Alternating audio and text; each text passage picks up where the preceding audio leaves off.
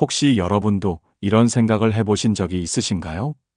아침 출근길, 붐비는 지하철 안에서 스마트폰을 보다가 또 한 번 가슴이 답답해집니다. 뉴스에서는 또다시 거대 기업 총수의 횡령 사건이 터졌다고 합니다. 수백억, 아니 수천억을 빼돌린 그들은 여전히 강남의 호화로운 저택에서 살고 있고 해외 명품을 사들이며 고급 외제차를 몰고 다닌다고 합니다. 집행유예로 풀려나와 여전히 떵떵거리며 살아갑니다. 한편 매일 새벽 4시에 일어나 첫 차를 타고 출근하시는 우리 아버지는 평생 성실하게 일하셨지만 여전히 전셋집을 전전하며 살아가십니다. 허리가 아프셔도 병원 한 번 제대로 못 가시고 항상 괜찮다, 괜찮다며 참고 사십니다. 어머니는 시장에서 1,000원, 2,000원 아끼시며 장을 보시고 본인은 늘 헌옷을 입으시면서도 자식들에게는 좋은 것만 해주려 하십니다. 마음이 답답해집니다. 분노가 치밀어 오릅니다. 정말로 이 세상은 공정한 걸까요? 선하게 살면 복을 받는다는 말이 정말 진실일까요? 아니면 그저 힘없는 사람들을 달래기 위한 거짓 위로일까요? 혹시 여러분도 이런 의문을 품어보신 적이 있으신가요? 직장에서 실력도 없으면서 아부와 정치력으로 승진하는 동료를 보며 허탈해하신 적이 있으신가요? 정직하게 세금을 내고 성실하게 일하다가 오히려 손해만 본 자신을 보며 자괴감을 느끼신 적이 있으신가요? 텔레비전 속에서 부정부패로 배를 불린 사람들이 여전히 호의호식하며 살아가는 모습을 보며 무력감을 느끼신 적이 있으신가요? 우리는 어릴 때부터 배웠습니다. 착하게 살면 복을 받는다고, 나쁜 짓을 하면 벌을 받는다고. 하지만 현실은 어떻습니까? 온갖 비리와 부정을 저지른 사람들이 떵떵거리며 살고 평생 남에게 해코지 한 번 안 하고 선하게 산 사람들이 고생하며 삽니다. 그래서 우리는 묻습니다. 인과응보는 정말 존재하는 걸까요? 업보라는 것이 실제로 작동하고 있는 걸까요? 아니면 그저 종교적인 환상에 불과한 걸까요? 하지만 여러분, 조금만 기다려주세요. 부처님의 가르침에는 이 모든 의문에 대한 명확하고도 논리적인 답이 있습니다. 왜 악한 사람도 잘 사는지, 왜 선한 사람도 고통받는지, 그리고 진정한 인과응보의 법칙이 어떻게 작동하는지, 이 모든 비밀을 부처님께서는 이미 2600년 전에 깨달으시고 우리에게 전해주셨습니다. 그것은 우리가 생각하는 것보다 훨씬 더 정교하고 공정하며 희망적인 진실입니다. 단지 우리가 그 전체적인 그림을 보지 못하고 있을 뿐입니다. 마치 거대한 직소 퍼즐의 한 조각만 보고 전체 그림을 판단하려는 것처럼 말입니다. 오늘 우리는 함께 그 심오한 진실을 하나하나 탐구해 보려 합니다. 이 영상을 끝까지 들으신다면 여러분은 세상을 바라보는 완전히 새로운 눈을 갖게 되실 것입니다. 더 이상 불공평해 보이는 세상에 좌절하지 않고 오히려 희망을 품고 자신의 인생을 주체적으로 만들어갈 수 있는 지혜를 얻게 되실 것입니다. 그리고 무엇보다 지금 당장은 힘들어도 반드시 좋은 날이 올 것이라는 확신을 갖게 되실 것입니다. 어느 날 저녁, 인도의 기원정사에 노을이 붉게 물들어가고 있었습니다. 승려들이 저녁 예불을 마치고 각자의 처소로 돌아가는 시간, 한 젊은 제자가 홀로 부처님께 다가왔습니다. 그의 얼굴에는 깊은 고민의 그림자가 드리워져 있었고 눈가에는 며칠째 잠을 제대로 못 잔 듯한 다크서클이 짙게 깔려 있었습니다. 부처님, 저는 요즘 너무나 혼란스럽습니다. 제 마음이 마치 폭풍 우치는 바다처럼 요동치고 있습니다. 부처님께서는 보리수 아래 조용히 앉아 계시다가 천천히 고개를 들어 제자를 바라보셨습니다. 그 눈빛에는 깊은 연민과 따뜻한 이해가 담겨 있었습니다. 그대여, 무엇이 그대의 마음을 그토록 어지럽히는가? 천천히 말해보거라. 제자는 한숨을 깊게 쉬며 말을 이어갔습니다. 스승님, 저는 어제 시장에 다녀왔습니다. 그곳에서 제가 아는 두 상인을 만났습니다. 한 사람은 저울을 속이고 상한 물건을 좋은 것이라 속이며 장사를 합니다. 그런데 그의 가게는 날로 번창하고 이제는 시장에서 가장 큰 상점을 소유하게 되었습니다. 반면 제 아버지는 평생 정직하게 장사하셨습니다. 손님에게 단 한 푼도 속이지 않으셨고 오히려 어려운 이웃들에게는 외상도 많이 해주셨습니다. 하지만 아버지의 가게는 점점 어려워져 이제는 문을 닫을 지경에 이르렀습니다. 제자의 목소리에는 깊은 슬픔과 분노가 섞여 있었습니다. 도대체 이 세상의 정의란 무엇입니까? 부처님께서 말씀하신 인과응보는 정말 존재하는 것입니까? 아니면 그저 우리를 위로하기 위한 아름다운 거짓말입니까? 부처님께서는 제자의 마음을 깊이 들여다보시며 온화한 미소를 지으셨습니다. 그리고 옆에 놓인 작은 돌멩이 하나를 집어들어 근처의 연못에 던지셨습니다. 돌멩이는 잔잔한 수면에 작은 파문을 만들며 가라앉았습니다. 그대여, 방금 내가 던진 돌멩이를 보았는가? 네, 스승님. 보았습니다. 그 돌멩이가 물속에 가라앉는 것을 보았는가? 네, 보았습니다. 하지만 그대는 그 돌멩이가 연못 바닥에 어디에 떨어졌는지, 어떤 물고기를 놀라게 했는지, 어떤 수초를 건드렸는지는 보지 못했을 것이니라. 그대가 본 것은 단지 수면의 파문뿐이니라. 제자는 고개를 갸우뚱했습니다. 스승님, 그것이 제 질문과 무슨 관계가 있습니까? 부처님께서는 깊은 눈빛으로 제자를 바라보시며 말씀하셨습니다. 그대여, 그 괴로운 마음을 나는 잘 알고 있느니라. 많은 이들이 그대와 같은 의문을 품고 있느니라. 하지만 그대는 지금 강물의 한 부분만을 보고 있는 것과 같으니라. 강물이 어디서 흘러왔는지, 어디로 흘러가는지를 보지 못한다면 그 강물의 진정한 모습을 알 수 없느니라. 인생도 마찬가지니라. 현재라는 한 단면만 보고서는 인과응보의 거대한 흐름을 이해할 수 없느니라. 스승님, 그것이 무슨 말씀이신지 좀 더 자세히 설명해 주십시오. 그대여, 잘 들어보거라. 농부가 봄에 씨를 뿌렸다고 하자. 그런데 그 농부가 다음날 밭에 나가서 왜 아직 싹이 나지 않았는가? 왜 열매가 맺히지 않았는가? 라고 한탄한다면 그대는 그를 어리석다고 하지 않겠는가? 그렇습니다, 스승님. 씨앗이 싹을 틔우고 열매를 맺으려면 시간이 필요합니다. 바로 그것이니라. 지금 네가 보는 것은 현재의 한 장면일 뿐이니라. 우유를 짜자마자 곧바로 치즈가 되는가? 아니니라. 시간이 흘러야 하고 적절한 온도가 유지되어야 하며 발효라는 과정을 거쳐야 비로소 치즈가 되는 것이니라. 인과응보도 마찬가지니라. 선행과 악행의 결과가 즉시 나타나는 것이 아니라 시간이 흘러 조건이 무르익었을 때 나타나는 것이니라. 제자는 조금씩 이해가 되는 듯 했지만 여전히 의구심이 남아 있었습니다. 그렇다면 스승님, 지금 악하게 살면서도 잘 사는 사람들은 어떻게 설명하실 수 있습니까? 그들은 왜 벌을 받지 않는 것입니까? 부처님께서는 잠시 침묵하신 후 하늘을 올려다보셨습니다. 저녁 하늘에는 별들이 하나둘 모습을 드러내고 있었습니다. 그대여, 저 하늘의 별들을 보거라. 우리가 지금 보는 별빛은 사실 수백 년, 수천 년 전에 그 별을 떠난 빛이니라. 어떤 별은 이미 사라졌을지도 모르나 그 빛은 여전히 우리에게 도달하고 있느니라. 이처럼 과거의 업이 현재에 나타나는 것이니라. 부처님께서는 다시 제자를 바라보시며 말씀을 이어가셨습니다. 그대여, 농부가 가을에 풍성한 수확을 거두었다고 하자. 그 농부는 곳간에 곡식을 가득 채웠느니라. 그런데 그 농부가 겨울이 되어 씨앗을 모두 불에 태워버리고 봄이 되어 밭에 소금을 뿌린다면 어떻게 되겠느냐? 그는 다음 해에 아무것도 수확할 수 없을 것입니다. 그렇다.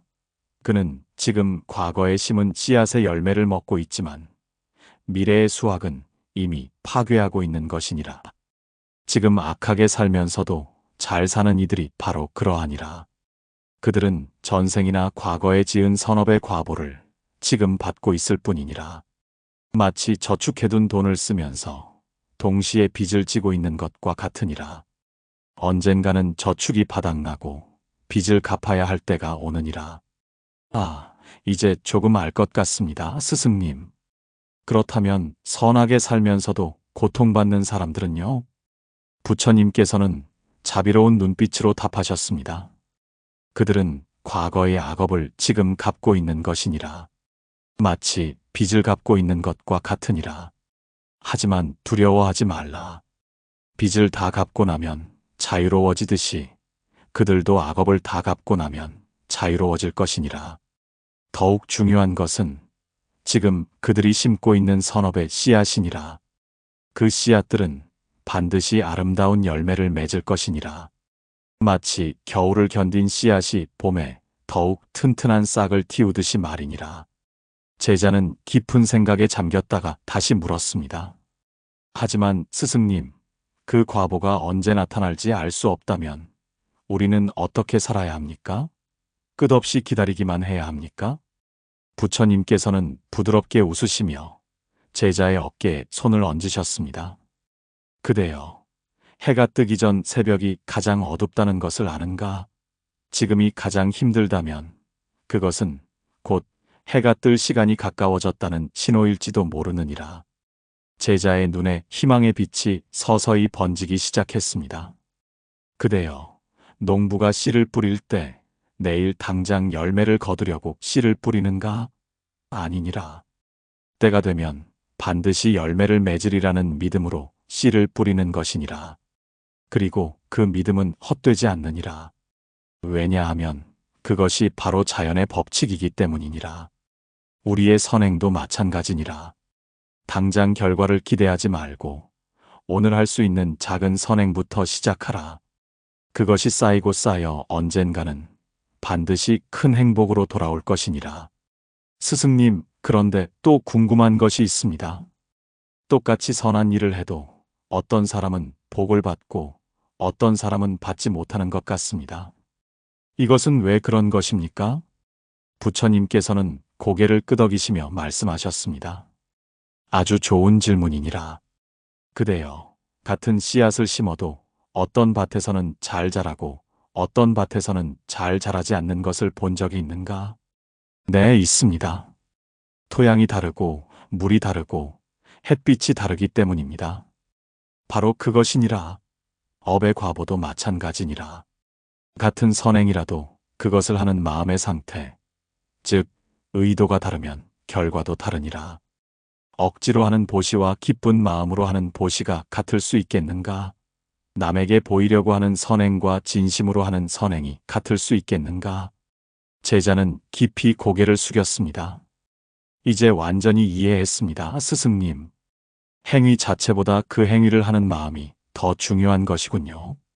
그렇다 그대여. 그래서 나는 항상 바른 마음가짐을 강조하는 것이니라. 작은 친절이라도 진심으로 하면 큰 선업이 되고 큰 보시라도 이기심으로 하면 작은 선업밖에 되지 않느니라. 부처님 시대에 있었던 실제 이야기를 하나 들려드리겠습니다. 왕사성에 두 형제가 살고 있었습니다.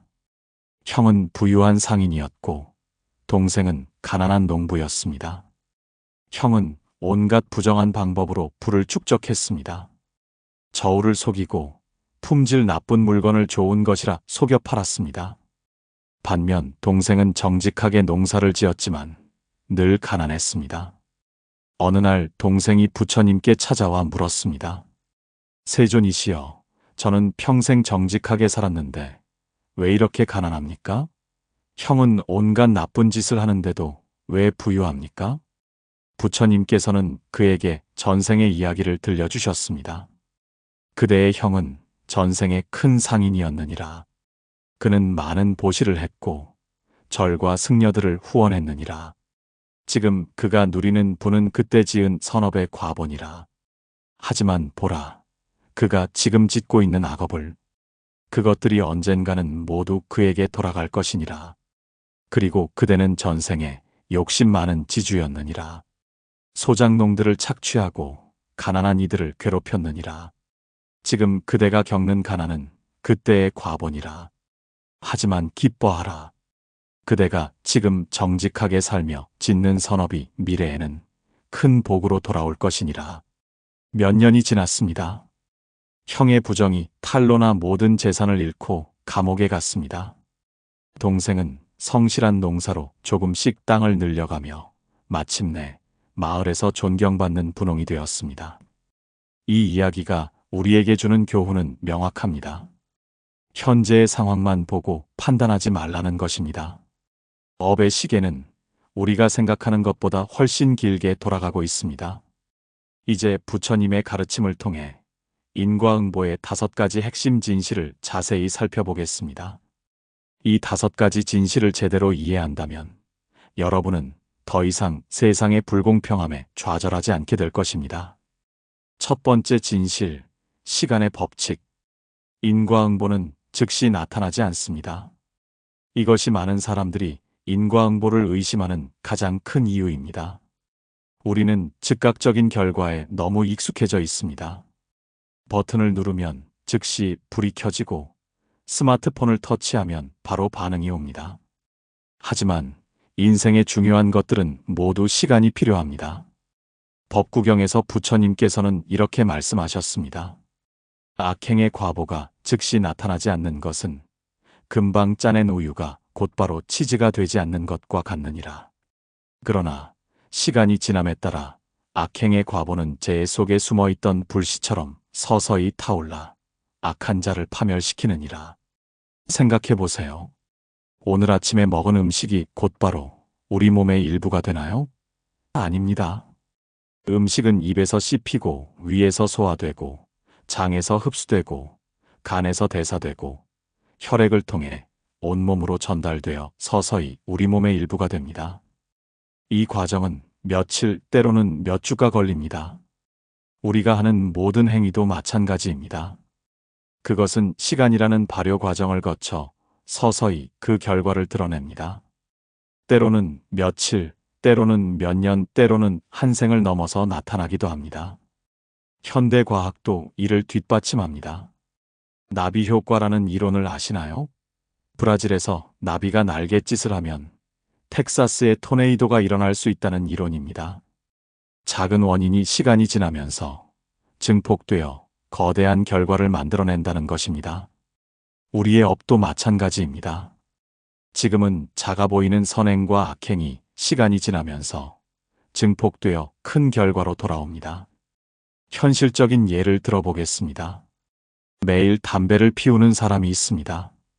오늘 담배 한 개비를 피운다고 해서 내일 당장 폐암에 걸리지는 않습니다. 하지만 10년, 20년이 지나면 어떻게 될까요? 반대로 매일 운동하는 사람이 있습니다. 오늘 운동한다고 해서 내일 당장 건강해지지는 않습니다. 하지만 꾸준히 하면 몇 달, 몇 년 후에는 확실한 변화가 나타납니다. 두 번째 진실, 조건의 충족. 씨앗이 싹을 틔우려면 물, 햇빛, 적절한 온도가 필요하듯이 업의 과보도 적절한 조건이 갖추어져야 나타납니다. 이것을 불교에서는 연기법이라고 합니다. 모든 것은 서로 연결되어 있고 조건이 갖추어질 때 결과가 나타난다는 것입니다. 예를 들어보겠습니다. 여러분이 누군가에게 친절을 베풀었다고 합시다.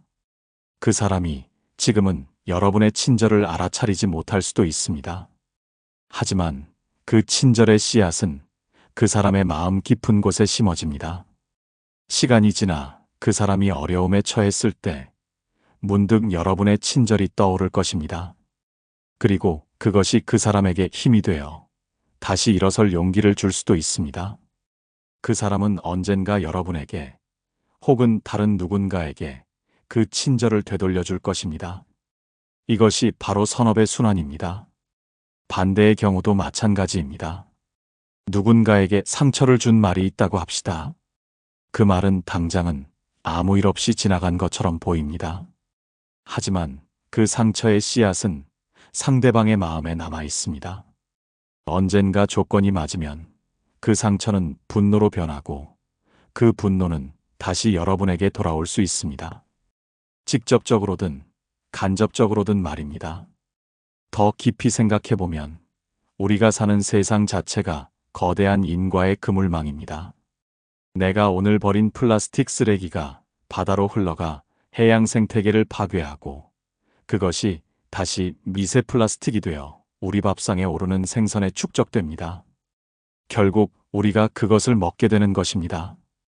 이것이 바로 현대판 인과응보입니다. 세 번째 진실, 의도의 중요성. 부처님께서는 행위 자체보다 그 행위를 하는 마음이 더 중요하다고 하셨습니다. 같은 행동이라도 어떤 마음으로 하느냐에 따라 선업이 되기도 하고 악업이 되기도 합니다. 의사가 수술칼로 환자의 배를 가르는 것과 강도가 칼로 사람을 해치는 것, 겉으로 보이는 행위는 비슷할 수 있지만 그 의도는 정반대입니다. 의사는 생명을 살리려는 자비심으로, 강도는 해치려는 악의로 행동합니다. 그 결과도 당연히 다를 수밖에 없습니다. 실생활의 예를 들어보겠습니다. 회사에서 동료를 돕는 두 사람이 있습니다.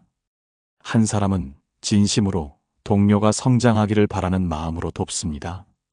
다른 사람은 상사에게 잘 보이려는 마음으로 돕습니다. 겉으로 보이는 행동은 같지만 그 업의 성질은 전혀 다릅니다. 진심으로 도운 사람은 설령 그 동료가 나중에 자신보다 더 높은 자리에 올라가도 기쁘게 생각할 것입니다. 그리고 그 선한 마음은 반드시 다른 형태로 돌아올 것입니다. 반면 계산적으로 도운 사람은 자신의 기대가 충족되지 않으면 실망하고 원망하게 됩니다. 그 부정적인 감정이 다시 악업이 되는 것입니다. 우리가 일상에서 하는 작은 행동들도 마찬가지입니다. 억지로 하는 친절과 진심으로 하는 친절, 겉으로는 같아 보여도 그 업의 성질은 전혀 다릅니다. 그래서 부처님께서는 항상 바른 마음가짐을 강조하신 것입니다. 한 가지 더 중요한 것은 우리의 의도는 숨길 수 없다는 것입니다. 아무리 겉으로 선한 척해도 내면의 진짜 의도는 어떤 식으로든 드러나게 되어 있습니다.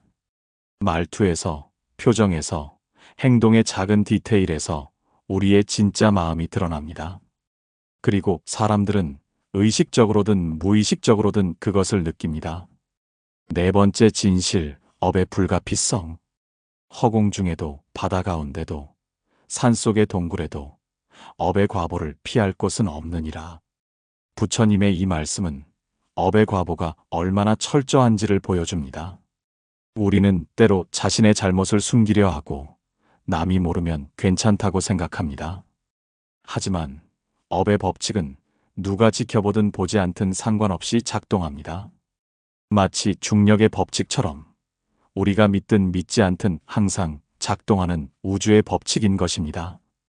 현대 과학의 예를 들어보겠습니다. 방사능에 노출되면 우리 몸의 세포가 손상됩니다. 이것은 우리가 그것을 알든 모르든 믿든 믿지 않든 일어나는 일입니다. 업의 법칙도 마찬가지입니다. 우리가 하는 모든 행위는 보이지 않는 에너지가 되어 우주에 기록되고 때가 되면 반드시 그 결과로 돌아옵니다. 이것은 두려운 이야기가 아니라 오히려 희망적인 메시지입니다. 왜냐하면 우리가 하는 선행도 절대 사라지지 않는다는 뜻이기 때문입니다. 아무도 알아주지 않는 선행도, 보이지 않는 곳에서 베푼 친절도, 혼자만 아는 선한 마음도 모두 업의 씨앗이 되어 언젠가는 반드시 아름다운 열매를 맺습니다. 새벽에 일찍 일어나 거리를 청소하는 환경미화원, 이름 없이 기부하는 독지가, 아픈 부모를 묵묵히 돌보는 자녀, 이들의 선행은 비록 세상이 몰라줘도 우주는 기억하고 있습니다. 그리고 반드시 그에 합당한 과보로 돌아올 것입니다. 반대로 남몰래 저지른 악행도 마찬가지입니다. 인터넷에서 악플을 다는 것, 뒤에서 험담하는 것, 양심을 속이고 이익을 취하는 것, 이 모든 것들이 업의 씨앗이 됩니다. 당장은 아무 일 없는 것처럼 보여도 그 악업의 씨앗은 이미 뿌려진 것입니다. 다섯 번째 진실, 업의 변화 가능성. 가장 희망적인 진실은 업이 고정된 운명이 아니라는 것입니다. 우리는 매 순간 새로운 업을 지을 수 있고 과거의 악업도 현재의 선행으로 정화할 수 있습니다. 부처님께서는 과거에 아무리 많은 악업을 지었더라도 지금부터라도 선업을 지으면 미래는 달라질 수 있다고 하셨습니다. 이것이 불교가 주는 가장 큰 희망입니다. 우리는 운명의 노예가 아니라 자신의 삶을 창조하는 주인공인 것입니다. 마치 더러운 물이 담긴 큰 항아리에 깨끗한 물을 계속 부으면 점차 맑아지듯이 우리의 업장도 끊임없는 선행으로 정화될 수 있습니다. 물론 한 번에 깨끗해지지는 않습니다. 하지만 꾸준히 노력하면 반드시 변화가 일어납니다. 실제로 역사상 많은 사람들이 이것을 증명했습니다. 과거에는 살인자였지만 후에 성자가 된 앙굴리말라, 도둑이었지만 깨달음을 얻은 많은 수행자들, 이들은 모두 과거의 악업을 현재의 선행으로 극복한 사람들입니다.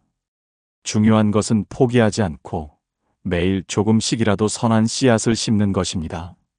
오늘 지은 작은 선업이 과거의 큰 악업을 조금씩 중화시킵니다. 마치 어둠 속에서 작은 촛불 하나가 켜지면 그 어둠이 조금씩 물러가듯이 말입니다. 사랑하는 여러분, 오늘 우리는 악하게 사는데도 잘 사는 이유라는 주제를 함께 나누었습니다. 살다 보면 우리는 종종 억울한 마음이 들 때가 있습니다. 착하게 살려고 애쓰는데, 정직하게 살려고 힘쓰는데, 오히려 손해를 보고 억울한 일을 당하고 고통을 겪는 순간들이 있습니다. 반대로 남을 해치고 속이고 욕심껏 살아가는 사람들이 오히려 잘 되는 것처럼 보이기도 합니다. 그럴 때 우리는 마음속으로 이렇게 묻습니다. 과연 정의는 있는가? 과연 선하게 사는 것이 의미가 있는가?